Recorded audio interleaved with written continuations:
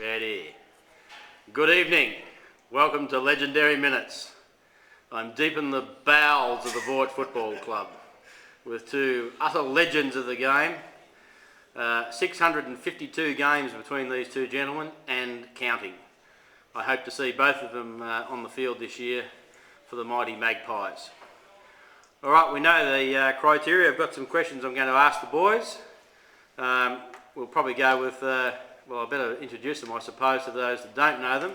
On the left, Timothy, Big Ship, Dippa, Jarman, Burn, and Plugger, Mark Perriman. I couldn't think of his name there for a minute. Alright, gentlemen, on the left, Tim Byrne, I'll ask you the years you played at Boort Football Club. Oh, well, David,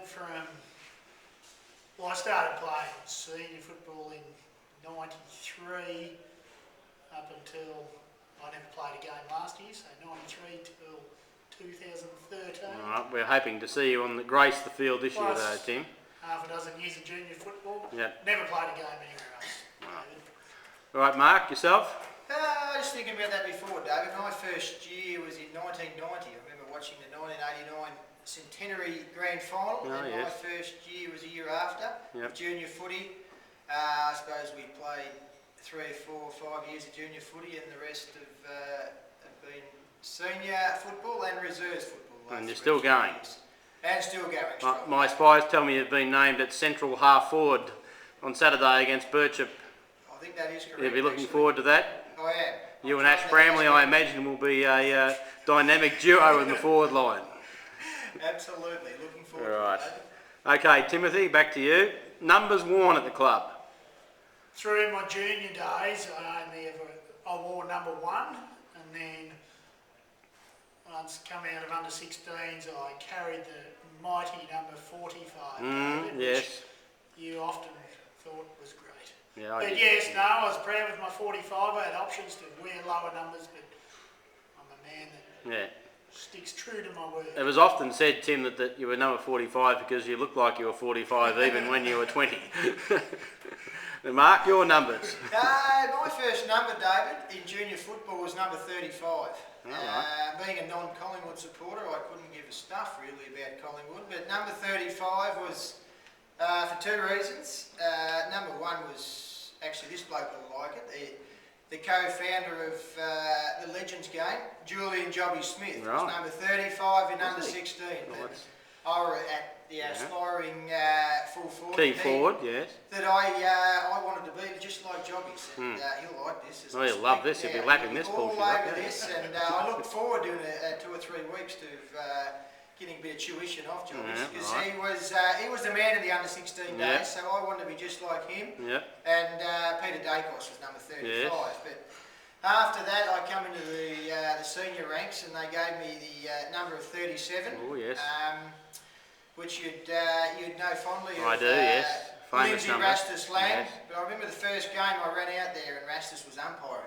He said, "You've been to perform, boy." And actually, he probably didn't say There would have been a couple of expletives thrown into that, wouldn't there? Yes, I could well imagine that. I wore that for a couple of years, and then number 18, which was always, you wanted to be Wayne Carey in those days. So number 18 has been my number, I suppose, for the last 18 to 20 years. So I've stuck with that one. Alright. Okay, Timothy, favourite position? And we're talking on the football field here, Tim. I know of your exploits as a bit of a Casanova around the town in your younger days. Previous cricket trips. But I love to play either in the centre or on a half-forward flank. I always thought a half-forward flank was a position where you could influence the game both ways.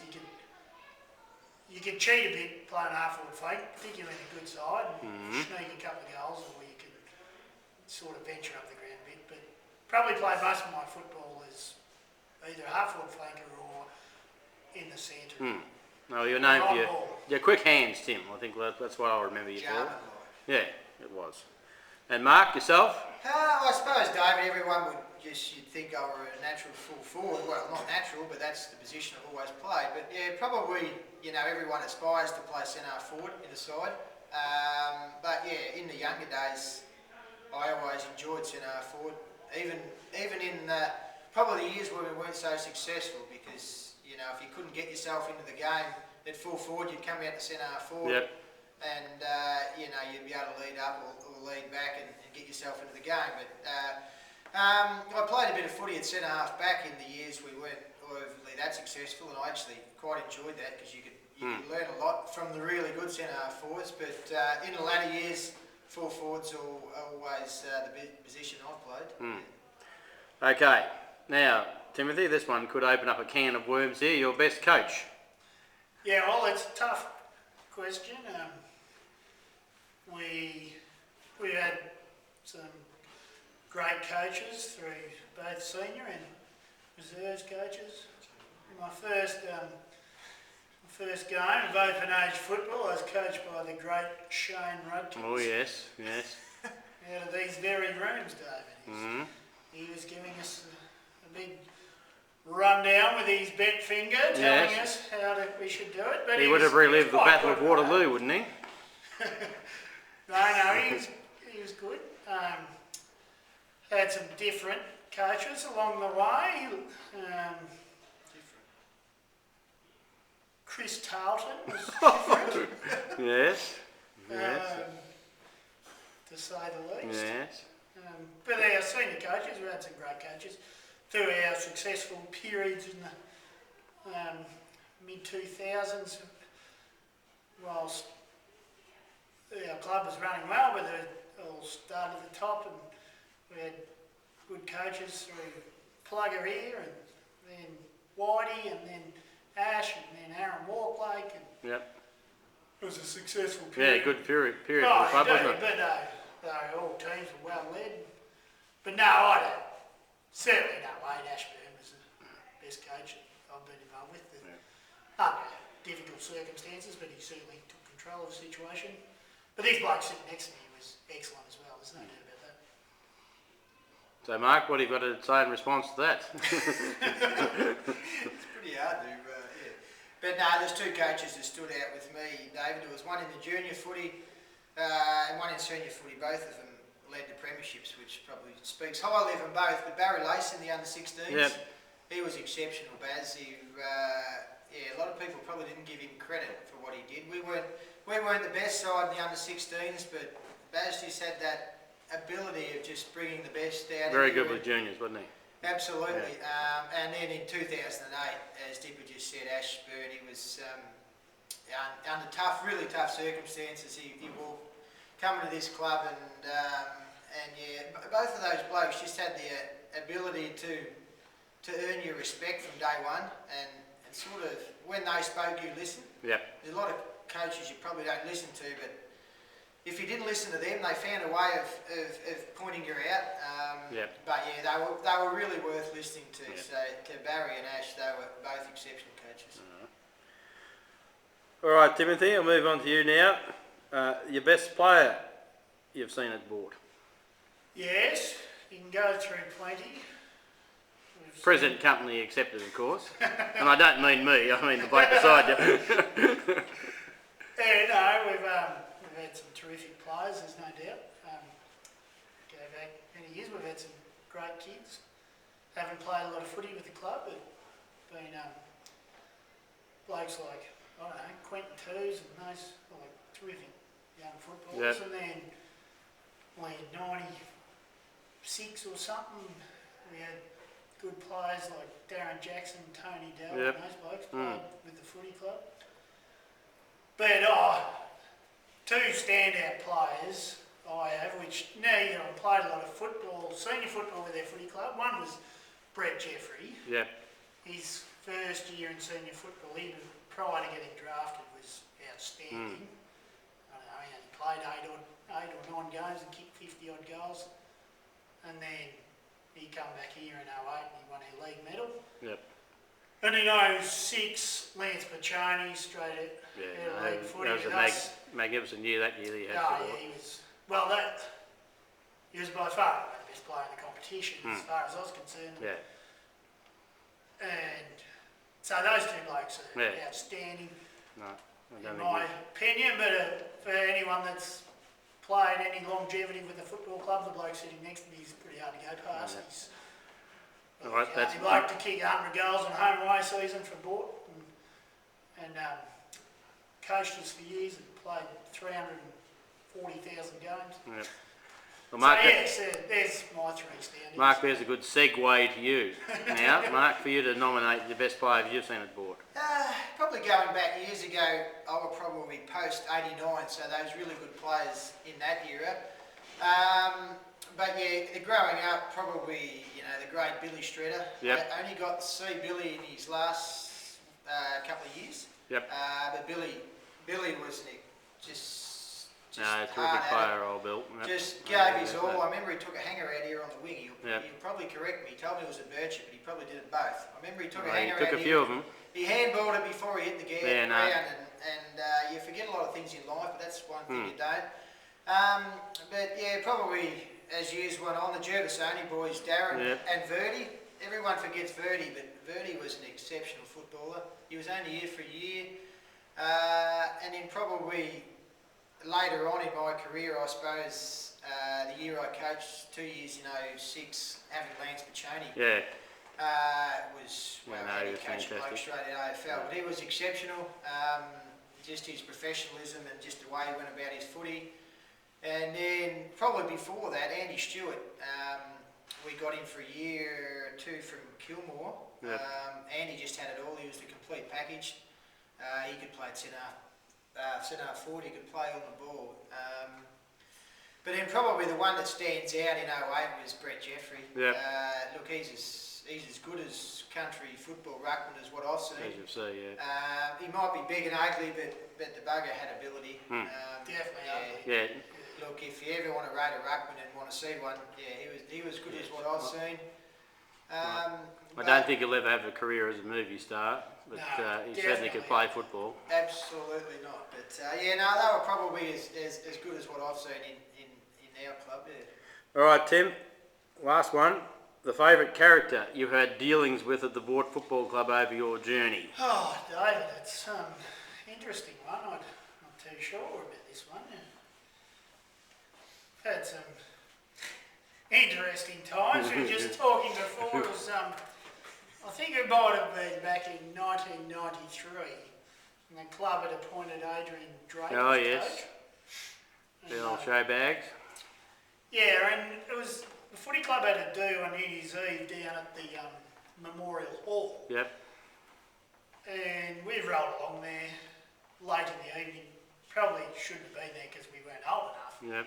Myself and a couple others. Anyway, I got talking to the new coach. Mm-hmm. I don't know, for some reasons he's got me in a headlock a couple of minutes later, and I was in all sorts of trouble. Anyway, luckily our local policeman come along and saved me and told me to go home. But, so that was an interesting dealing with the new coach. Mm-hmm. Hence, he didn't see the start of the season. No. He Man was handling you, sacked Tim, and that gone was the end of it, before no? then. But, no, I had some interesting times. Damien Saunders as coach, Yep. here in these very rooms. He's giving a big dressing down at half time, and there's the bucket full of cups sitting on the ground.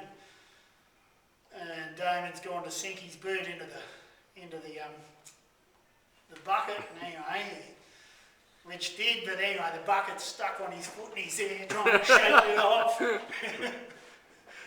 And then I do remember one other day over at Witcherproof, Murray Osborne was coaching Oh, us, yes. and Mark wasn't playing that year, he was out with injury. And he had a little baby in his arms, and we're there getting the dressing down at half time.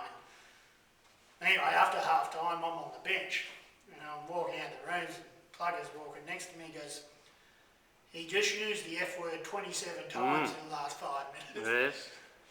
So that was an interesting time. So, Yeah. yes, no, they're all good stuff. All right, Mark, we'll finish off with you. The Yeah. most interesting characters in your time at Boort. This is a tough one, David. Like, you meet a lot over your journey when you're sort of at the one club, but probably, you can mention a few names. Probably your good self, David. Oh, just some of the stories, probably even on the cricket field, David, and the football field. You could say you're in a good way, you're an interesting character. Yeah. Probably the great Sam Gross, you'll love me. Oh yes, just to love mention that. the great man's name. Oh yes. Look, Sam. He'll be munged up, boys, I would He imagine. will be right up me mention his name. We'll see him in a couple of weeks. But yeah, Sam. Sam was just different. He just loved footy. He just lived and breathed it.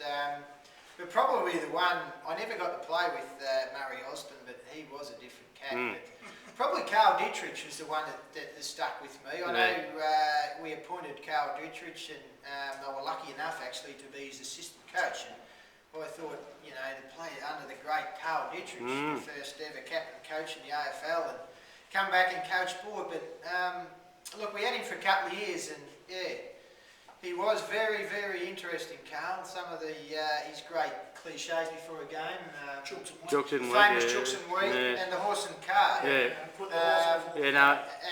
unfortunately, all of us were on the cart. There was no one on the horse, but Dita was different. He had some famous sayings, and I still remember the day here. We were probably 18 goals down at half time, and there was not much more Dita could say. And I did notice in the next breath he had dragged the great David Rees down for a half-time sort of pep talk. David, you do remember that? I do, yes. And the only thing I could have done was gone into the dining rooms and shot half of them. And I did think at the time, Diddy, you're probably, there's not much more you can say. So he was probably the most interesting bloke straight out of AFL.